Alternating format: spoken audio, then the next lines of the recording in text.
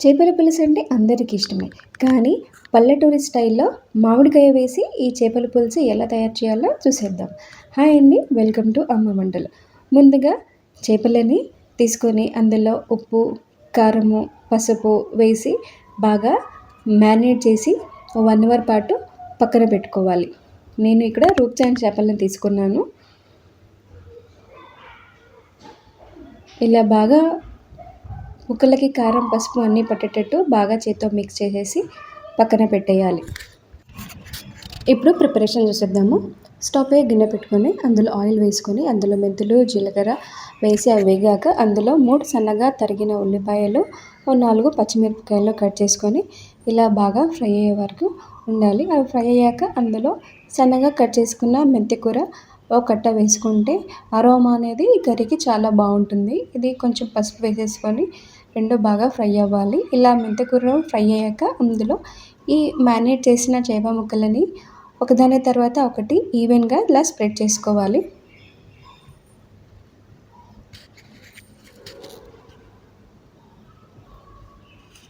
ఇలా 2 నిమిషాలు ఉంచిన తర్వాత వాటిని రివర్స్ చేసుకోవాలి. ఇలా ఆయిల్లో ఫ్రై అవ్వడం వల్ల చేపల్లోని నీచు వాసన రాకుండా ఉంటుంది.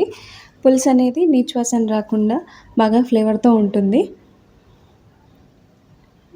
అలా జస్ట్ 2 నిమిషాలు అలా ఫ్రై అవుతే బాగుంటుంది.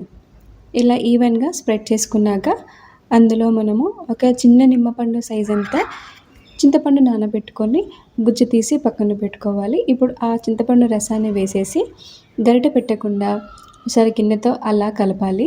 ఇప్పుడు ఇందులో మామిడికాయ వేయాలి కదా, ఈ సైజు మామిడికాయని తీసుకొని దాన్ని చెక్కు తీసుకొని సన్నగా ముక్కలుగా తరిగేసి పక్కన పెట్టుకోవాలి.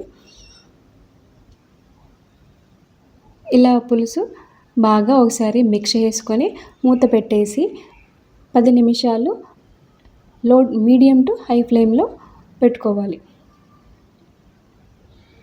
ఓసారి ఇలా బాయిల్ వచ్చిన తర్వాత అందులో మనము ఇందాక కట్ చేసి పెట్టుకున్నాం కదా మామిడికాయ ముక్కలు అవి వేసేసి బాయిల్ రానివ్వాలి. ఇలా ముక్కలు వేసాక కన్సిస్టెన్సీ చూసి వాటర్ ఇంకా కావాలి అనుకుంటే వాటర్ వేసేసుకొని ఓసారి అలా మిక్స్ చేసి లో టు మీడియం ఫ్లేమ్లో ఒక 10 నిమిషాలు మూత పెట్టేసి దాన్ని బాగా బాయిల్ అవ్వనివ్వాలి. మధ్య మధ్యలో ఒకసారి ఇలా కలుపుకుంటూ ఉంటుండే పులుసు అనేది ఈవెన్గా ముక్కలు, చేప ముక్కలు, మామిడికాయ ముక్కలు అన్నీ ఈవెన్గా బాయిల్ అవుతాయి.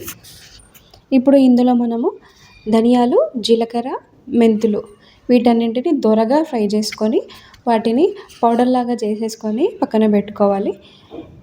ఇలా పులుసు అంతా ఇలా బాయిల్ అయిన తర్వాత ఇందులో మనము ఏ పొడి కొట్టుకున్నాం కదా ఈ పొడి వేసేసుకొని దాన్ని ఈవెన్గా స్ప్రెడ్ చేసుకోవాలి.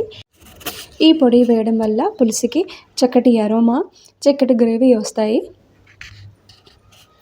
ఇలా బాగా మిక్స్ చేసుకున్న తర్వాత ఒకసారి గరిటెతో పౌడర్ని ఈవెన్గా అలా ఒకసారి అలా అనుకుంటే ఈవెన్గా కలిసిపోతుంది. సో కన్సిస్టెన్సీ చూడండి. కన్సిస్టెన్సీ చూసుకొని ఒకసారి ఉప్పు కారాలు చూసేసుకొని దానికి సరిపడా అడ్జస్ట్ చేసుకోవడమే. చూడండి ఆయిల్ అనేది పైకి వచ్చేసింది. ఈ టైంలో మనం లాస్ట్లో మనము ఒక 4 నుండి 5 వెల్లుల్లి అందులో కొంచెం క్రష్ చేసుకొని అవి వేసుకుంటే మంచి అరోమా వస్తుంది ఈ చేపల పులుసుకి. ఇప్పుడు ఒక 10 నుండి 15 నిమిషాల పాటు లో ఫ్లేమ్లో బాయిల్ చేసుకుంటే కర్రీ రెడీ అయిపోయినట్టే.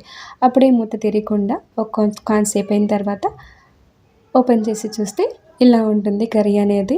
ఈ కర్రీ అనేది వైట్ రైస్కి అల్టిమేట్ కాంబినేషన్ అండి. జొన్న రొట్టెతో అయినా, రాగి సంకటితో అయినా ఈ కర్రీ అనేది చాలా బాగుంటుంది. వేడి వేడి రైస్లో ఈ మామిడికాయ ముక్కలు, ఈ చేప వేసుకొని తింటుంటే అసలు చాలా బాగుంటుంది. మీరు కూడా ఒకసారి ట్రై చేయండి.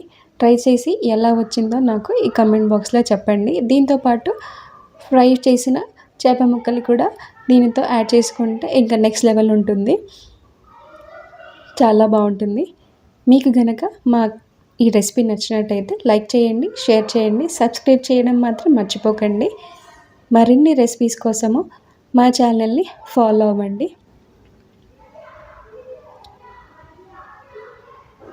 Thanks for watching.